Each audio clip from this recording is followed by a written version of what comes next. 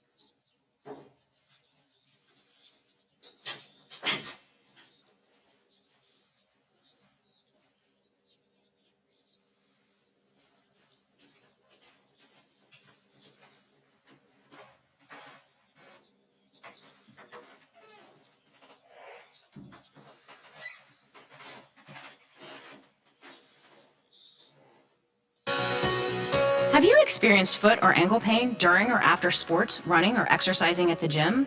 Those nagging aches in your foot or ankle simply won't go away on their own. Podiatric physicians are the most qualified doctors to care for your feet based on their education, training, and experience. Your podiatrist can provide you with important foot care solutions, shoe inserts, and show you how to support your feet and ankles so you're able to compete or exercise comfortably. Ohio Foot and Ankle Medical Association podiatric physicians are located throughout the state and are dedicated to providing the highest quality foot and ankle care. Ask if your podiatrist is a member of the Ohio Foot and Ankle Medical Association so you know you are being treated by the very best. The Ohio Foot and Ankle Medical Association has been serving the profession and the public for over 100 years, and we look forward to caring for Ohioans' feet for another 100 years. To find a member of the Ohio Foot and Ankle Medical Association near you, visit associationsadvanceohio.com. Hello, everyone. From the Watchdog, I'm the Storm Tracker, Darnell Foster, with a look at your local weather forecast for your start to the work week. Clouds and sunshine mixing. Daytime highs near 60 degrees. Overnight low rather chilly, near 37. Under partly cloudy skies. Clouds and sunshine mixing again for your Tuesday, with highs in the upper 50s. Have yourself a great day, everyone. From the Watchdog, I'm Darnell Foster. The views and opinions expressed on the following program are not necessarily those of this station or its sponsors.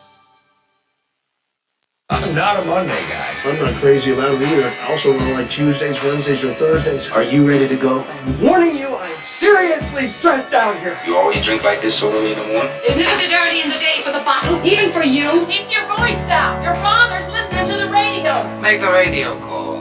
It's time to get up. It's time to hear that pop. It's taking self-destruct in 5 seconds. We are go for one.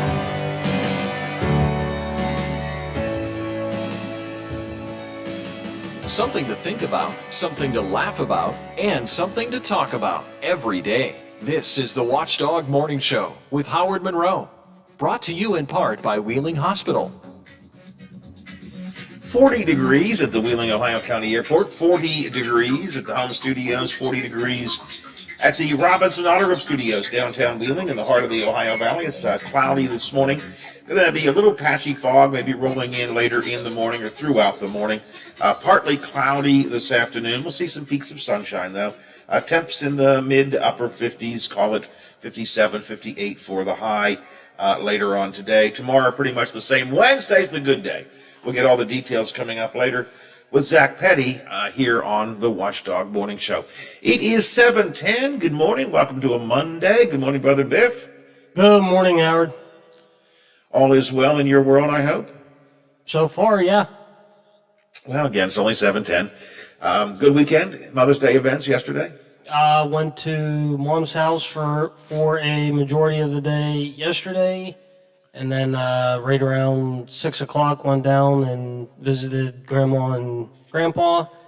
And then that was about it yesterday.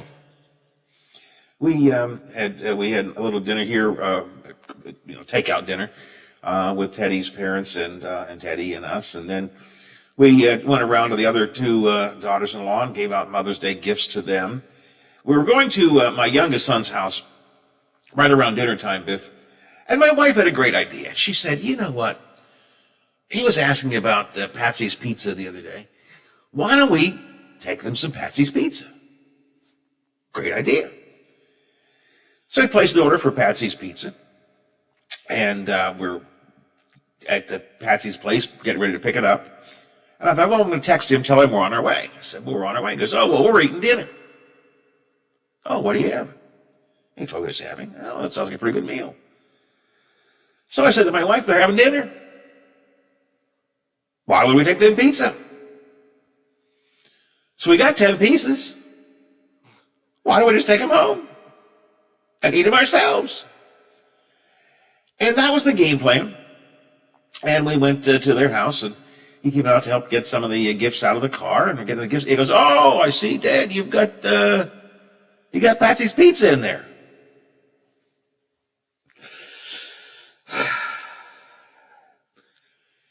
Yeah, son, we bought that for you. Oh, good. The dinner I made wasn't very good. I really would love that pizza. Well, I was thinking about taking it home, but okay, you can have it. So he took the pizza. Now, we bought it for him. But by the time I carried it from Patsy's house to his house in Woodsdale in my lap, smelling that wonderful Patsy's pizza, it was like, oh man, I can hardly wait to get home and eat this. I thought I'd given myself a little extra bonus. And he looks in the back seat of the car. Dad, I see you got some Patsy's pizza. So I came home and had leftover pasta. That was that was the way it was. But the whole time thinking, could have been Patsy's pizza, could have been Patsy's pizza, could have been Patsy's pizza. Other than that, good Mother's Day yesterday. Just all the way around. It's a good day to celebrate. Preached about Mother's Day at the church in Barnesville, a delightful church I've been at the last couple of weeks. And all was well. 7:13 here on the Watchdog Morning Show. Hey, Biffy, it looks like we dodged a bullet over the weekend. We had talked on Friday about an 18-ton Chinese rocket that was going to fall to Earth over the weekend, and nobody knew where it was going to land. Apparently, by sheer luck, it fell into the Indian Ocean, and not on somebody's house. The mission was designed to allow an uncontrolled re-entry of the rocket booster, meaning they weren't going to try to manipulate it or use any propulsion. It would just get pulled into the Earth's atmosphere and then go into free fall and drop. So the Chinese say it landed in the Indian Ocean on Sunday. Now, this is the second time that China has had some trouble with their falling debris. And here's the sticky point. NASA feels that China is not meeting, and I quote here, responsible standards of space debris. The principal director of the Center for Orbital and Re-Entry Debris Studies at the Aerospace Corporation says that's not a good thing when you don't properly handle your space debris. This is the second largest uncontrolled re-entry in the last couple of decades. The previous one was the previous version of this launch last May. And that one rained pieces down in Eastern Africa and did some damage, I believe. Most people thought they would have learned their lesson and not done it again. They're 2 for 2 with this particular design. So the question people have asked is, did they not plan for this? And if not, why not? Well, I think that's a fair question. Did they not plan for this? And if not, why not? And the bigger question would be, where's the next one going to fall?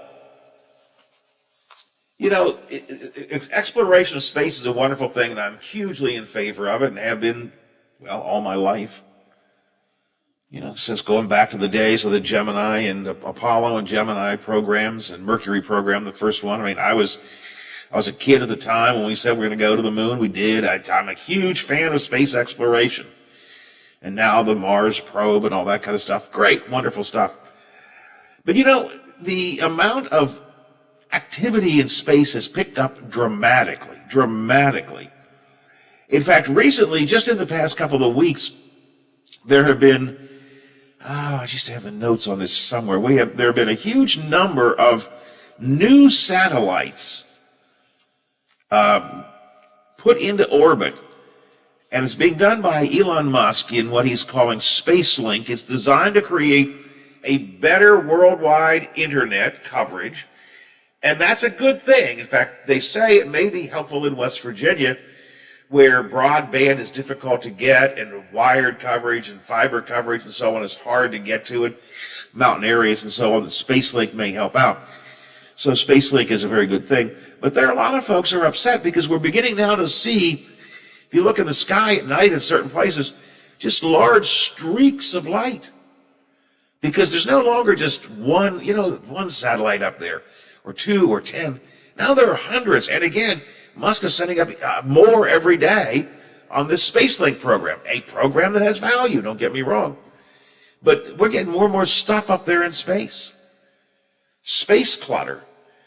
And so this comment about space debris is actually a pretty good point. At some point, we're going to have to even more carefully manipulate, I think, where and how we put things into orbit and how they stay away from each other, Biff. You know, I've often thought about that. All these satellites up there, I know they're all fixed in orbit, different kinds of orbits, but don't you ever wonder why they don't bump into each other sometimes? Oops, sorry. Didn't mean to hit you. I'll go about my way. And with SpaceLink going up, again, more and more people are saying this could be a bigger and bigger problem. Could be a bigger and bigger problem. So I just share that with you here as part of this space rocket story. But we made it through. The Chinese rocket came down. You know, I got an alert from CNN or one of my news sources that popped up on my phone, and it said, the Chinese rocket is about to re-enter the atmosphere on Saturday. And honestly, I'm thinking to myself, well, here we go. Where is it coming? I wanted to go out and look up. And then I didn't want to go out and look up because I thought, what if I see something coming down? What am I going to do then? Wave it off? No, not here, not here. Go somewhere else. But I guess it went into the Indian Ocean. 7:18 on the Watchdog Morning Show. 40 degrees at the airport, 40 here at the Robert Slaughter Group Studios, downtown Wheeling, and 40 degrees downtown, as I mentioned. So what are we talking about today? We'll hear in a minute another delightful comment from our governor. Governor Justice once again goes after State House reporter Phil Kapler. Now, Kapler and the governor have not gotten along too well during this whole past year. Kapler is a couple of things Phil Kapler is. A, he's in complete disagreement with the governor on almost everything. B, he's not afraid to speak his mind. I mean, he's not a suck-up reporter. He just lays it out there in a polite way, but he lays it out there. And C, he's retiring this year, so what the hell does he care? Right? So he asked an actually legitimate question of the governor this week, and man, oh man, did the governor go off on him. Phil, why, you are a gnat on a dinosaur. Golly gee, Phil, I got to tell you, everybody in this state can hardly wait till you're just gone. Till you're just gone. I want you to hear what the governor of the state had to say. We'll do that coming up a little bit later on. The governor also has planned to end the Mountain State mask mandate. This comes as Dr. Fauci says the CDC is also preparing guidance that indoor masks may soon not be needed. Of course, one of the keys to lifting precautions is reaching high enough vaccination levels, so they're offering more and more incentives for vaccines around the country. Some people are beginning to question whether that is an ethically good idea. Give you an idea of what they're offering and why the questions are being raised coming up. The Trump years took us far down a gaslit road that divided our country and created great angst. How do we find our way back to normalcy in America? Our political analyst, Matt Robeson, has been delving into that on his various podcasts, and he's going to join us today to talk about some of the ideas that he's come across on finding our way back from Trumpism. How will the infrastructure bill impact West Virginia? Ryan Frankenberry from West Virginia Working Families will assess that for us. And more items added to the list of things that are going to cause sticker shock this summer as COVID shortages mean a hugely higher prices in many areas. So you can see we've got a busy day in store. That's what I have to offer you. What do you have to offer me? Use the text line, 304-214-1600, 304-214-1600, Watchdog Radio Network text line. It is free and open and available for you right now if you'd like to use it. Also, 304-232-8255 is the CityNet hotline. 7:21 after the hour and 40 degrees. Let your voice be heard. This is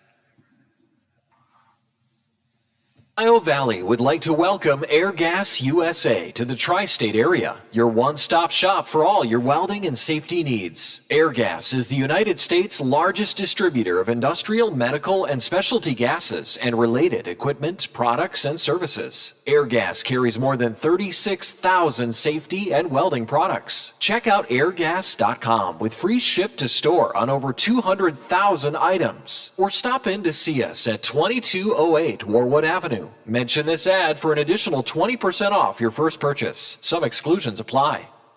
Dilly's Bottom. The watchdog is protecting your yard.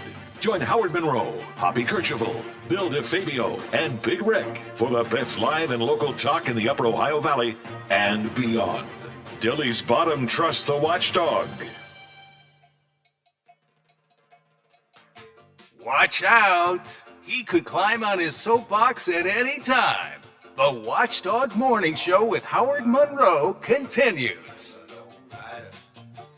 7:25 on our Monday morning. Welcome to the show. If you're watching us on Facebook Live video, hello, good to see you there. Facebook on my Facebook page, Facebook Live on the Watchdogs page. The archived version of our video casts are always found on the YouTube channel, the Watchdogs YouTube channel. And, of course, you can find the video feed right at our network, at our website, watchdognetwork.com. So be sure to check it out. And if you're watching us on video, thank you very much. If you're watching on Facebook Live directly, hit the like button, hit the share button, share it with your timeline or your news feed or any groups that you may have you think might be interested in watching us. But share and spread the wealth if you would like to. Again, I appreciate you being with us here on the morning show. And if you're watching on Facebook, thank you very much. Biffy, what do you do on days when you've got zero energy and you really need to wake up, whether it's first thing in the morning or by the middle of the afternoon, the energy level is low and you've just got to get moving? What do you do? Well, coffee's a good place to start. Yep, I think that's certainly the best idea, probably. A new survey found that we generally all have at least 2 times every day where we need some kind of a little kick in the butt. By the way, they actually figured out the average times. 11:49 a.m. and 3:49 p.m. I have no idea where those times came from, but they did a survey on that. And the top 20 things that people do to wake themselves up were listed. Now, here are just some of them. Number 1, Biffy, you got it right. Coffee. Drink coffee. Number 2, go for a walk. I know a lot of people that do that. I told my wife yesterday, I said, I think I might go for a walk today. She laughed in my face. Where are you going to walk to? The front yard? Hey, it's a start. Number 3 is drink water. Number 4, interesting, eat some chocolate. I guess chocolate is caffeine, so it does give you a boost, right? Yeah, I mean, probably a little. No, I mean, listen to. I would think not a whole lot, but at least something. Yeah, I wouldn't think so either. That's not. Now, I do know people for whom a chocolate bar is the same thing as coffee for you and I. It's a quick pick me up in the middle of the day. They open their desk drawer, grab a candy bar, and they feel like they've got their second win. So I guess some people do that. Listen to music is number 5, and I don't know. I like to listen to music. I don't think it's a wake me up or anything. This is probably my second one. Drink coffee. I would agree with you, Biff. Number 1. Probably the second thing I do if I need to get energized, open a window and just get some fresh air. And I do that a lot. Now I'm here at home all day long, locked up because of the pandemic, for most of the day. So I do that a lot. I just open up the door or open up the window and just try and get some fresh air. Or if you're driving, roll down the window. Have you ever done that, Biffy, on a long drive and you're starting to nod off and you just roll down all the windows and let all the air come rushing in and batter your face, hoping it keeps you awake? Because I've done that before. Hey, sometimes you need that air. I tell you. I've done that more than once or twice or 10 times. It's a long drive. You're getting tired. You just roll the window, especially if you're driving by yourself. So there's no one to talk to. Now, the other thing, it's not on this list. The other thing I do in the car, Biffy, if I'm starting to fade a little bit and I need to try and stay awake, but only if I'm by myself, I sing a song. Okay. I do. I'm just driving down the road singing. That sort of gives me a little pick me up. Back to the list. Drink an energy drink is number 9, and eat an energy bar is number 10. So those are the top 10 things that people do to wake themselves up when they have that early morning slump or that midday slump. Now, here's some of the lower items on the list. Number 14, jump up and down. Well, don't do that at the office. No, you'll create a scene. You will create a scene, and there will be some questions asked. What's Biff doing in there? I don't know. He's jumping up and down. You better leave him alone. So, 16th most common thing is what I just said I do in my car, Biffy. Sing a song. Sing a song. And the 17th most common way that people say they wake themselves up, give themselves an extra boost during that slump period, slap themselves in the face. Just don't do it too hard. Yeah, I don't know. Maybe I've done that in the past, I suppose, but I gotta be pretty well asleep in the car before we slap myself in the face. Anyways, that's what happens. So twice a day, we all get a little down. Sometimes it's right first thing in the morning, and sometimes it's in the middle of the afternoon.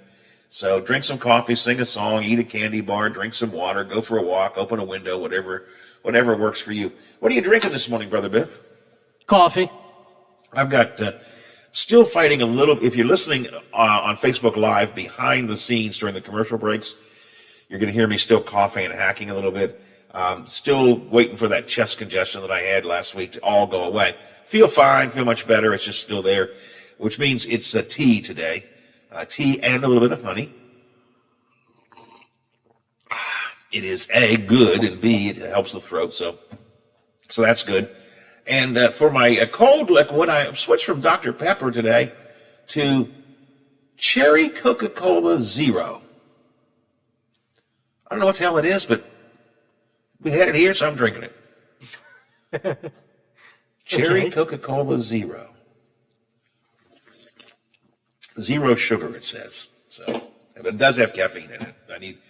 My morning is the only time I do caffeine. All right, team, 7:32, 28 till the hour. We've had some crazy stuff here. Now it's time to get to the serious news and then some serious conversation. The governor is preparing to end the mask mandate in West Virginia. We'll talk about that. Vaccination incentives, we will talk about that. And man, the prices of everything are going up. It is going to be a rough summer because of all of the shortages we're looking at. We'll take a look at that too. It's all coming up here on the Watchdog Morning Show for a Monday. But first, we'll go to the newsroom of the Big Seven. Is Billy back today? Yes, he is. Mr. DeFabio has our morning sports report. Oh, you and I should talk about the tournament, Biffy. Central came that close, right? Yeah, we can talk about that. I sense you don't particularly want to. No, I mean, we can. I'll just tell it like it is. I mean, I won't sugarcoat it or anything, but yeah. All right, we'll talk about it. We'll talk about the tournament coming up as well. So all this coming up on the Watchdog Morning Show. We start with news right now from the Big Seven. The WTRF Channel 7 News Update is brought to you by Thomas Auto Centers, Mall Road, St. Clairsville. Get the best deal at Thomas Auto Centers. Now it's time. Oh, excuse me.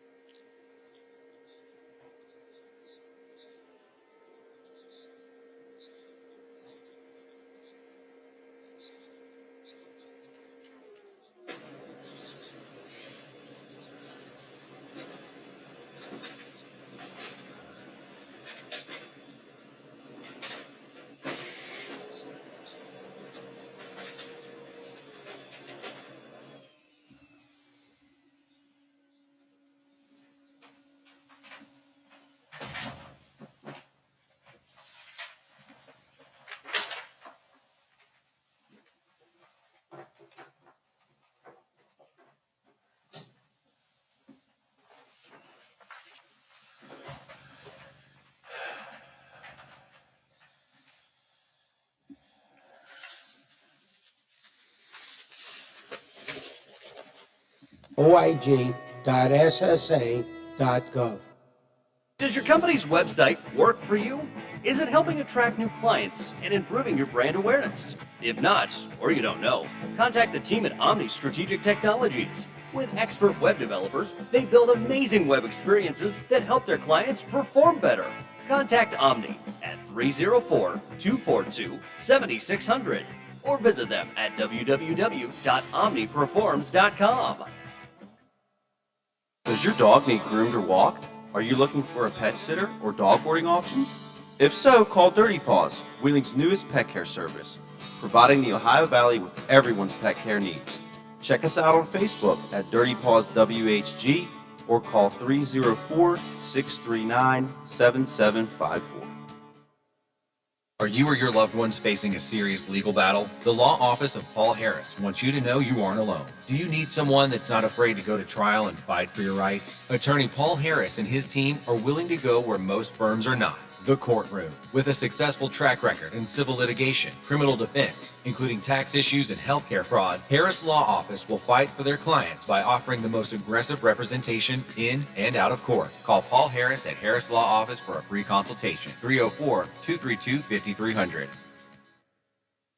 It's time we put a stop to a few things. Right now, the DC establishment has all the power. The For the People Act will stop that. Billionaires buying West Virginia's elections? The For the People Act will stop that. Politicians and their families getting rich while we pay for it? Yep. The For the People Act will stop that too. Senator Manchin, you've always had West Virginia's back. Don't stop now. Stop corruption in its tracks and support the For the People Act, paid for by Represent Us. It's time we put a stop to a few things. Americans voting on machines that aren't made in America? The For the People Act will stop that. States using hackable voting machines with no paper trail? The For the People Act will stop that. Elections with no way to do careful audits or recounts by hand? Yep, the For the People Act will stop that too.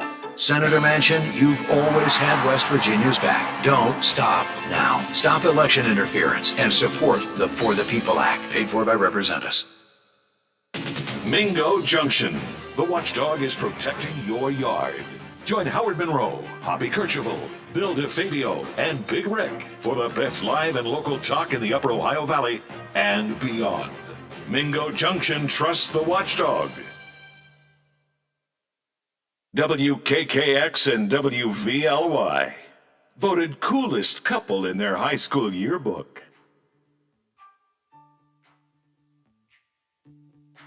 There's a time and a place for everything, including a different point of view. This is that time and place. You're listening to the Watchdog Morning Show with Howard Monroe, brought to you in part by Wheeling Hospital. Gas and lumber and home prices and chlorine and pork and everything is just going up. Sticker shock is all around this summer, and we'll talk about that coming up in just a bit. Also, how will the infrastructure bill impact West Virginia? From the West Virginia Working Families Group, Ryan Frankenberry is with us to talk about that. Coming up in just a tad. Right now, let's talk about, well, we'll talk about the weather, but let's talk about food first with Zach Petty from the Big Seven. Good morning, Zach. Hey, good morning, Howard. How are you today, sir? Or do I call you Mr. Shrimp Boil again this morning? Did you catch that on the TV today? Of course I did. And now I'm hungry. You know, that's all you did was make me hungry this morning. I love a shrimp boil. Howard, I am always hungry during the 5 and the 6 a.m. newscast, so now you feel my pain. I just wanted to, I wanted you to have sympathy stomach pains of me thinking about food during the newscast, and now you get to think about it during the radio cast, so you're welcome. Well, thank you very much. But absolutely, it was a nice shot of a shrimp boil. That was a fundraiser of some kind, if I remember correctly. Yeah, I have. Jim was able to send in some details. I think it was from 2016, that picture, and it was in Marshall County. And I hope that the shrimp bowl kind of continues on. If not, hopefully someone can send me the link to sign up or to register, to buy tickets, or whatever I got to do, because I want to go to one, because that sounds phenomenal right now. I should know, and I don't. It's an annual event, I think, for some particular group. They have a shrimp boil fundraiser. So you should be able to. I can't for the life of me remember who does it, but it should be. It should be something you can attend again this year. So good luck on. I'm sure good luck on that. Shrimp Boil will set. send you a text on the text line. Yeah, if you want to send me send me a text 304-214-1600. I know there's a shrimp boil fundraiser, at least one. Actually, I think there are a couple anymore.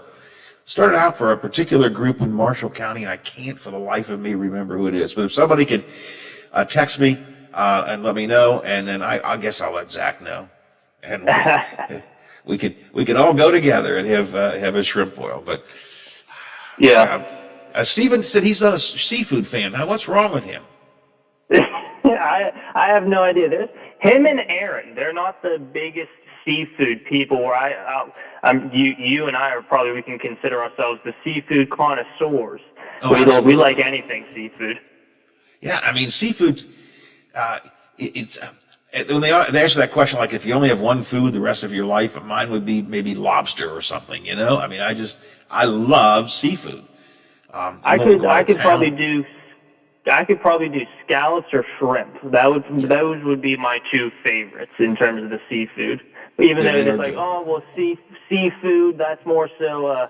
Well, I guess seafood, but it's like, okay, I like fish. It's like, okay, fish is fish, and seafood is seafood. Your shrimp and scallops, and I don't know where I was going with that. No, actually, it's a good point. When somebody says, "Oh, this is a great seafood restaurant," and I go and say, "Well, yeah, but all I got is fish." No, I don't mind. I like fish. I like fish, but that's not what I think of when I think of a seafood restaurant. You're right. Right. Yeah, that was a point. And it was a point well made. So I agree with you. Shrimp, scallops, lobster. To me, those are the. I guess it's shellfish maybe that I mean. I like. Yes. That sounds better. Shellfish instead of because seafood. I would say seafood is anything that comes from the sea. Point blank, fish and shellfish. Right. But you and I were the shellfish connoisseur. Right. Exactly. And again, I do like fish. I'm trying to think. My wife and I were on vacation someplace, and we went to a fish buffet restaurant. And I thought, oh, what is this going to be? Frozen or fried perch and fried whatever. Right. No, man, it was a great buffet with all different kinds of fish done all different kinds of ways. It was really, really good. So I like fish, but. Tell me a seafood buffet, and I'm thinking crab legs. Cha-ching, even though it's so expensive nowadays. Boy, it sure is. It certainly is. Biffy, where do you come down on the seafood debate? Are you a seafood fan? Absolutely. Yeah, I thought you were. I mean, what's your favorite? I could eat fish every day. Yeah. Mm-hmm. And you know what's even better? It's good for you. Yeah, because it's got protein. Yeah, fish is good for you. I mean, fish is actually better than beef. So we've been making more fish at the house. Fish, not seafood, Zach, and not shellfish. But we've been making more fish here at the house. My wife's been doing more fish. And I guess it's healthier, and it's good. Done right, it's good. So, all right, let's stop this now. I'm really getting hungry now. We're talking about good food. It's just the wrong thing to be talking about. Let me see here, Zach. Yes, that's right. The shrimp boil was for the Strand Preservation Society down in Moundsville. They did not have it last year because of COVID, but they have had it a couple of years gone by, so I'm hoping maybe they'll have it again this year. The Strand Preservation Society. Strand was an old theater. I don't know if you know that. It was an old theater in the heart of downtown Moundsville. They've been allowed to fall into disrepair, and then through the help of some grants and federal money and so on, they've renovated it, and now they use it for plays and performances, and they bring in some performers and stuff like that. So it's back in action now. But the Strand Preservation Society did the shrimp boil. So, all right, there we go. Thank you for that, whoever sent me the text on that at 304-214-1600. Well, Zach, I suppose since you're the meteorologist, we ought to talk about the weather a little bit. Boy, what a crappy Mother's Day it was yesterday, huh? You predicted it, but boy, what a crappy day. Oh, yeah, it definitely was just an certainly an unpleasant day for the Ohio Valley yesterday. And unfortunately, again, I've been saying it ever since Friday. If I was in control, it would have been sunny and 75 throughout the entire country. We were the only ones that actually got in on some rain. Luckily, we didn't see much in terms of severe weather. That was happening down into Texas, Arkansas, over into Louisiana. They actually had some reports of some severe thunderstorm warnings with a tornado or two. Luckily, we just had a basic rain day, just a real unpleasant day. We only got, well, we did get right around 7/10 of an inch of rain, 0.7 inches of rain. Wasn't anything record-breaking, but over at the Pittsburgh International Airport, they measured 1.17 inches of rain and actually broke the daily total on May 9th. Good news is radar is free of colors right now, and that's what I like to see, especially since I'm colorblind. It certainly makes it easier when no precipitation is being reported. But jokes aside, I can see all the colors on the radar spectrum color scheme. If anyone was curious, I am colorblind. If they don't know that, that'll be my fun fact on my icebreaker challenge. The 2 truths and a lie. I'm colorblind. I'm a meteorologist, and I have like 6 toes. My one lie would be I have 6 toes because yes, I'm a meteorologist and I'm colorblind. I did not know that. All right, thanks. Oh yeah. Really? You're a pretty snazzy dresser for a colorblind guy. I definitely get lucky while picking out my colors in the dark. I think it must be easier. It's easier that way when you keep all the lights off and you just kind of go through and we'll pick this one, and hope that by the time you get to the station, all the lights turn on and you look down like, okay, it looks like, well, I'll be in the good. But you know you messed up when Brenda texts you. But I've never had that happen, and knock on wood, it never happens. Zach, what have you got on there, Zach? I got. And Brenda's so sweet. She would make it sound so nice, you know. Good morning, Zach. How are you? Hope you're having a pleasant day. What the hell are you wearing? You know. Literally, right. Luckily, that doesn't. So, what do we have for today? What do we have for today? So we got a mixture of sun and clouds. So in terms of what that means, a lot more sunshine, especially compared to yesterday. Temperatures will stay very cool. We'll max out to right in that mid to upper 50s range. So it's still going to be cooler than average by about 10 to 15 degrees. Average highs for this time of year, 70 on the dot. Feels more like early spring compared to the mid to late portions of spring through the month of May right now. Tomorrow's going to be kind of the same sort of day, I guess, right? Yeah, absolutely. We can call it a rinse and repeat type day because a mixture of sun and clouds for your Tuesday. Temperatures will stay in that mid to upper 50 range. But Howard, you know my prediction skills are relatively sharp, and I'm going to say right now, I would expect to see a frost weather headline issued by the National Weather Service for tomorrow night, as well as I'll even go into the future and say Wednesday night, because temperatures will be in the mid-30s. And I would not be surprised if the NWS issues a frost advisory, if not a freeze warning for areas of our viewing area, just because temperatures are going to be cold. So we won't have to worry about frost tonight. So you can keep the plants outside tonight, but it would probably be a good idea to pull them in Tuesday night and Wednesday night since temperatures will be rather chilly. Does look like a pretty nice day on Wednesday, though. I see sunshine and at least up to around 60, right? Right, yeah. We'll be easing our way up on a positive temperature trend into the weekend. So we got 60 degrees and 65 for Wednesday and Thursday with relatively sunny skies.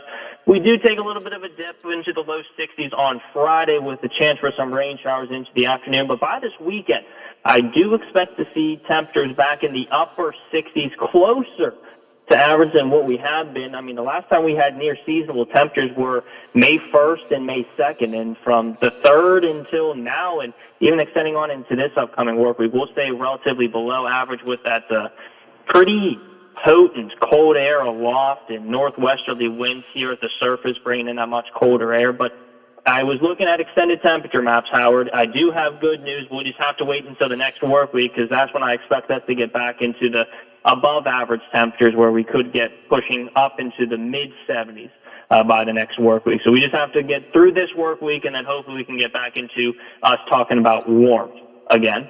All right, well, that sounds good. And the week, let's see, looks like Saturday might have some rain to it, too, as well. Is that right?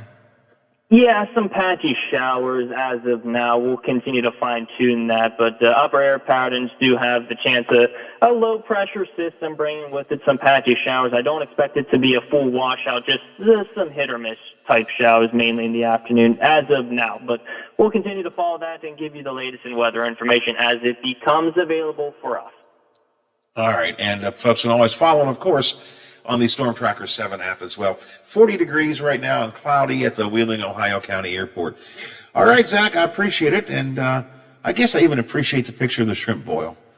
It's got my taste buds moving now this morning. That's what I like to hear. I'm glad you liked it. Thought of you whenever it got sent in on Friday. All right, we will talk to you tomorrow. Thanks, Zach. Appreciate it. All right, we'll see you guys. Take it easy. Have a good day. Zach Petty from the Big 7, WTRF TV. It is 7:52, 8 before the hour here on the Watchdog Morning Show. Well, it was a weekend of basketball, Biff. High school tournament basketball in West Virginia. Central made its way to, but not through, their championship game. Yeah, they defeated Hampshire on Friday night by 12, 61-49. And earlier in the day, Shady Spring defeated Winfield by 17, 68-51. And now, where is Shady Spring? I'm not even familiar with them. I think the county they said they're in is Putnam, maybe. Okay, all right. Putnam County, I think. Okay. But I could be wrong. It might be some other team I'm thinking of. But for some reason, Putnam County popped into my mind. But so that was the matchup Saturday at 5:30 in the Class 3A championship game, Shady Spring and Wheeling Central. And unfortunately for Wheeling Central, Shady Spring ended up winning 55-43. Wheeling Central, 16 turnovers Saturday afternoon. And anytime you turn the ball over 16 times, especially in a state championship game, that's not good. Central shot 33% from the field, 29% from the three-point line, and just wasn't enough. And give Shady Spring credit, because all afternoon Saturday, I mean, for 32 minutes, they were relentless on defense. A lot of double teaming, a lot of picking up right before half court, and kind of made it tough on Wheeling Central, and Shady Spring didn't let up. I mean, they played a good basketball game, and actually Wheeling Central in the second quarter, they were up by 8 about halfway through the first half, and Shady Spring cut the lead to 1 at halftime. Central was up 22-21 at halftime. And then in the second half, Shady Spring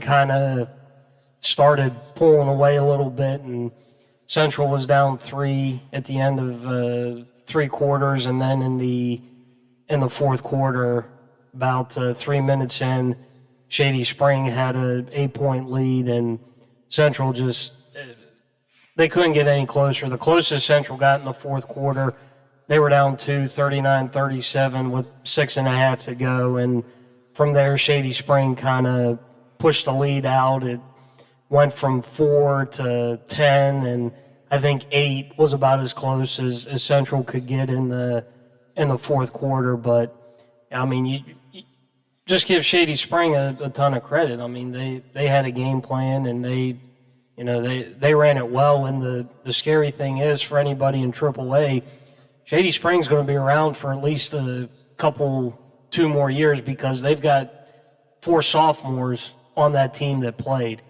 and they were pretty good sophomores. So I don't think we've heard the last of Shady Spring in AAA. So they've got a good shot of being back again next year. But I mean, just when you create 16 turnovers and you play like they did, I mean, give them credit. And unfortunately for Wheeling Central, just a just a bad time not to shoot the ball and turn it over. But, again, I mean, first year in AAA for them, and to make it to the championship game, it says a lot. And again, Central will be in AAA again next year because this is a 2-year trial period for this, and then we'll see if the SSAC decides to keep it. But yeah, I mean, just unfortunately not the result we were looking for.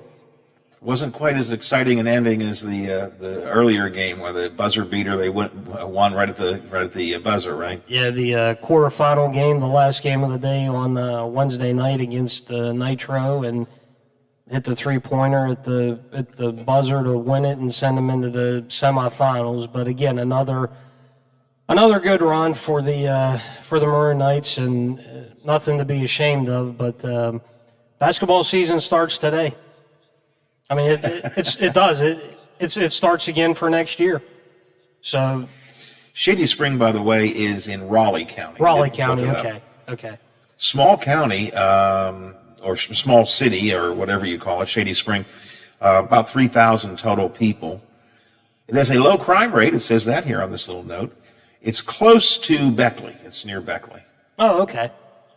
All right, so it's in that. So it's way down that part of the end of the state. So, yeah, because I'd never heard of them before this weekend. So Shady Spring, Raleigh County, down around Beckley. All right, well, congratulations to Central to getting where they did. Just couldn't cross over that final championship game, but congratulations for making it to the game, just not through the game. All right, coming up next hour, we're going to talk about the infrastructure bill that President Biden has proposed and that's pending in Congress. And is it good for West Virginia? I think the short answer, of course, is yes, but in what ways is it good for West Virginia? Ryan Frankenberry from West Virginia Working Families will be in with us to talk about that. Then we'll talk about Governor Justice. A, he's lifting the mask mandate on Independence Day for West Virginia on June 20th. And B, man, did he go after Phil Kabler tooth and nail at the press conference on Saturday. And we'll listen to that. It's all coming up next hour here on the Watchdog Morning Show for a Monday. The Watchdog is FM 98.1, AM 1600 WKKX Wheeling, FM 97.7, AM 1370 WVLY Moundsville. The ABC News is brought to you by Thomas Auto Centers, Mall Road, St. Clairsville. Get the best deal at Thomas Auto Centers. ABC News.